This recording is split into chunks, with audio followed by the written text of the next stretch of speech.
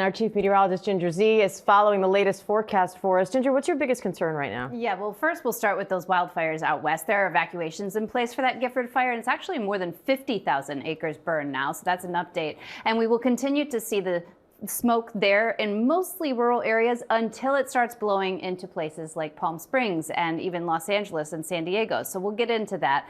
But you see how the smoke kind of transfers. This is this afternoon, 1 p.m. Pacific time, through the mountains for sure. You're going to end up seeing that near surface smoke. So this is not just up high in the atmosphere. This is down where people breathe, and even into tomorrow morning along the state line in Arizona. It is also very hot, extreme heat happening down there. But if you want red flag warnings, you go up to the Rockies and parts of Utah, Wyoming, and Colorado, also Idaho, all with the single-digit humidity. So that's where we're most concerned about the fire danger today, with some of the gusts up to 35 miles per hour. I mentioned those extreme heat warnings. You'll also see daily records break from Tucson Tuesday through Thursday, Phoenix Wednesday and Thursday, but even Burbank close to 100.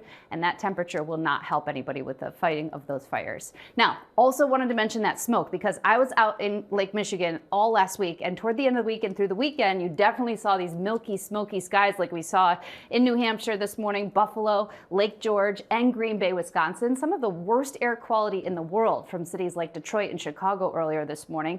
And so those air quality alerts are now expanding all through northern Pennsylvania, down to New York City, Connecticut. You see Massachusetts, including Boston, all of Maine, New Hampshire, most of Vermont too. That smoke's going to stick around not just through tonight, but by tomorrow as well. That's this afternoon. Some of the heftier near surface smoke right there in interior New England. So we'll be watching that, Diane.